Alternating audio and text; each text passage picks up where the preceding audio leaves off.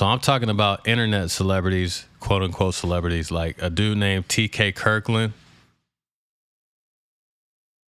I don't know what class he is. He's probably like a D class. I'm sorry. They're probably like a D class celebrity. They get their money.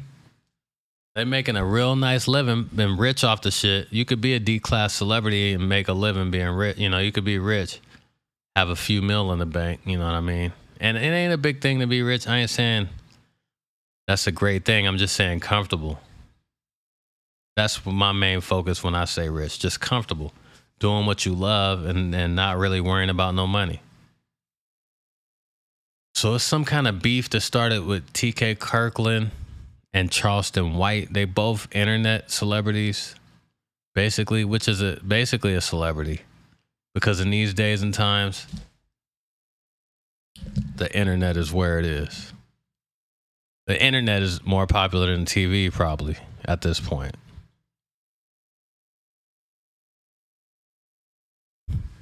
So yeah, those two guys started beefing a few weeks ago. I guess TK Kirkland. I'm gonna give you the summary real quick. TK Kirkland versus Charleston White. This is all my understanding. And TK Kirkland is a comedian, as you know, most likely. And I like him, man. I've been listening to his podcast for a couple years now. My favorite podcasts are TK Kirkland and Yash Kara. Those are the entertaining, they entertain me a lot. I bounce back and forth between those two. I keep those two in rotation. And anyway, TK Kirkland is a comedian. And then I could tell he's kind of full of shit from listening to his podcast. But he's just like a swindler type dude. He reminds me of like a car salesman, where he'll talk you into buying some shit.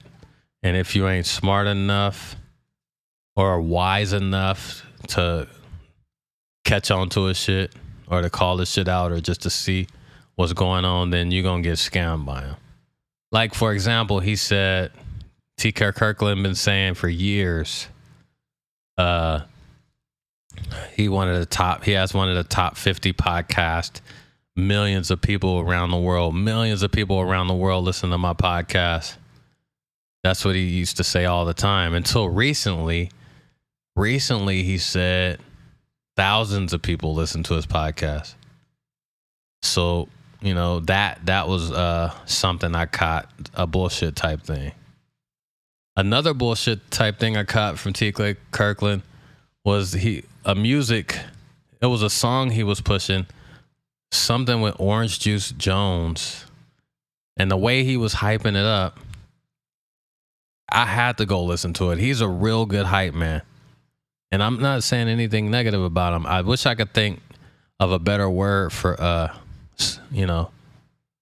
swindler or lying. I just can't think of a positive word, but he's a hype man like a motherfucker. He said that song is gonna be so bomb. Go listen to it. It's a new single, a hit single. It's an amazing song, right? I went and listened to the song. I only heard it that one time and never listened to it again. I was like, this is some bullshit. And then that's two things TK Kirkland bullshitted about. Another thing was his comedy. It was a comedy thing on Prime. And don't get me wrong, he's one of my favorite comedians. But I'm just pointing out the bullshit that he does. Now, another thing on Prime was he said maybe his first Prime special, or not even a special, but his first video on Prime. He said, oh, man, this shit, go listen to it. I got a video on Prime. It's going to be amazing. Blah, blah, blah, blah. Pumped it all up. Hype man, hype man, hype man. I go listen to the video. It's exactly what the jokes are, all carbon copy jokes from what he got out on YouTube. So I wasn't feeling it because I heard all that shit multiple times. I fell in love with the nigga comedy, with the Who Raised You and all that. You know what I mean? And he swindled me in my time, and I'm glad I didn't have to pay for that. I thought it was going to be new jokes. Now, to be fair, Mike Epps does the same thing. So to be fair, and he's one of my favorite comedians, man. Nobody's perfect, man. I'm just pointing out, what TK Kirkland does wrong. And Mike Epps doesn't. The difference between Mike Epps and TK Kirkland, besides the obvious difference in popularity, Mike Epps is like a borderline A-class star, but a high B list celebrity, I'm guessing. Mike Epps don't be pumping this shit up and be like, you go listen to my next comedy special. It's going to be amazing. Better than ever. No, he just comes out with the specials and then you just got to recognize, oh, I heard that before. I heard that joke before. TK Kirkland is the type, he'll pump it up like it's going to be some brand new shit. And you just going to be disappointed. I mean, but he's still one of my favorite comedians. Yeah, he's brilliant. He's a genius. He's a hype man. So that gives you background on him. Charleston White, I don't really know too much about him. I just got on him. He's funny as fuck, man. He's hella fucking funny, and he always says some different shit. He doesn't say the same thing hardly twice. Never twice. He's just a naturally funny dude. That's the only thing I could say about Charleston White. He doesn't irritate me. I like him.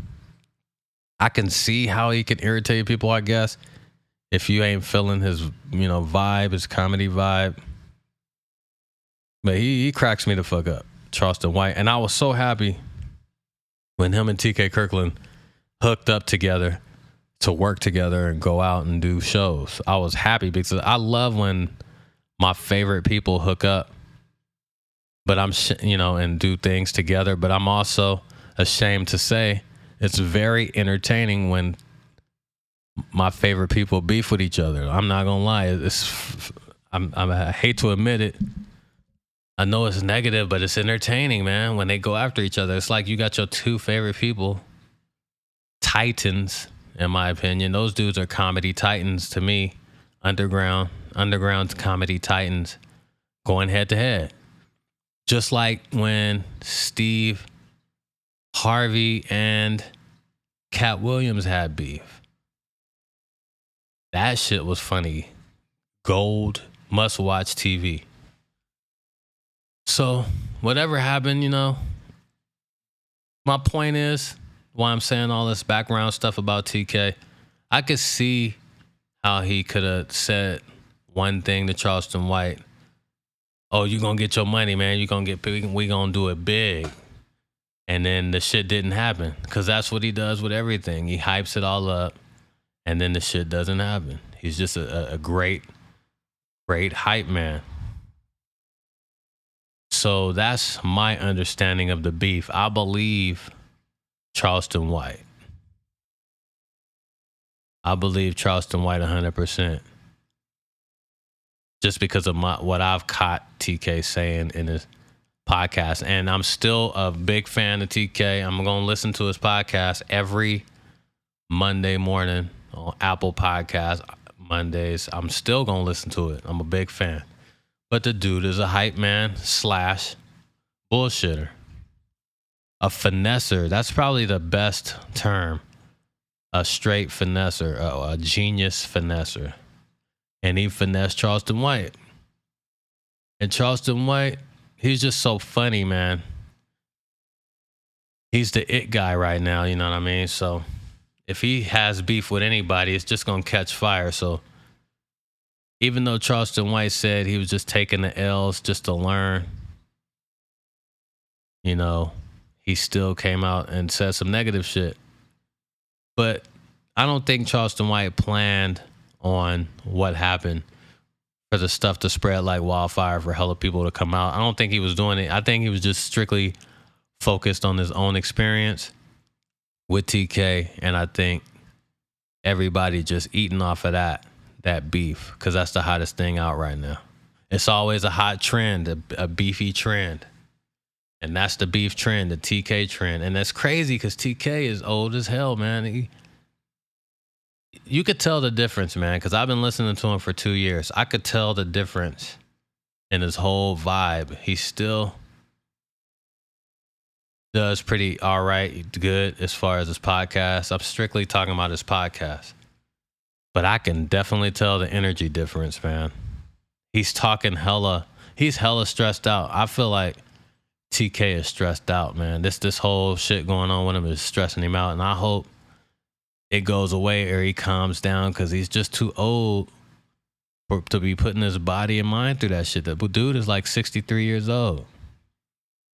62, 63, man. I mean, that is to be beefing with people, yelling, fighting, talking about, nigga, I'll come to your house right now. You on the internet. You got hella motherfuckers out there eating off the beef, keeping the beef alive because they trying to get views. Everywhere you talk to, everywhere you go, everybody you talk to, bringing that shit up. You got hella anti-TK niggas. You got hella people that don't like TK or don't know about him talking bad about him. I mean, that shit is stressful, man. I could hear it in his voice. It's stressful as fuck. And he shouldn't be going through that to be like 62, 63 years old, man. That is old to be going through that. That's some 20-year-old shit, man. When you 30, you shouldn't be doing that shit. But TK, Kirkland is kind of stuck in a rock and a hard place, man. That's what happens. That's what the trade-off is, man. The trade-off is if you popular and know everybody, all your business gonna be out there. No matter how long ago it was. 20 years ago, 8 years ago, it don't matter. People gonna keep that shit going. And you can't be mad at the people. All these other podcast shows, all these YouTube channels that's keeping the beef alive and, you know, monetizing it. Get your money, man. That's what it's all about. That's your trade-off, man, when you become a public figure. So I hope, man, TK, Kirkland, I hope it goes away for him, and I feel bad for him more than anything. The dude is a great dude, man. And also, another thing I don't like about TK, one more thing. I don't agree how he treats his sons. Because, you know, I'm a avid listener of his podcast. And I guess he has 2 daughters and 2 sons, I believe. And he treats his daughters 1,000 times better than he treats his sons. His sons are like,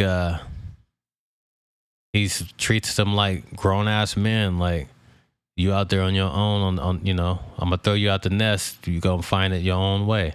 But then he treats his daughters like princesses and shit. Nigga, I think you should treat everybody the same. Because us sons, we need love too from our fathers. I hate that shit. That shit sucks. I don't like that about TK. That's the worst thing I don't like, you know. That's the thing I don't like most about TK Kirkland. How he treats his sons. He might not even realize it. And maybe it's just a generational thing. Maybe he's from an older school than me. Because I'm 47 and he's 62. So he's older than me. He's from a whole different generation. The generation before mine. He's from the baby boomers. So maybe that's how they was back then. But we need love too, man. Black men out there, black fathers, if you're listening, do not treat your sons, no matter how hard your son is, no matter how macho, manly your son is, he needs your love too, man. Just as much love from you as your daughter.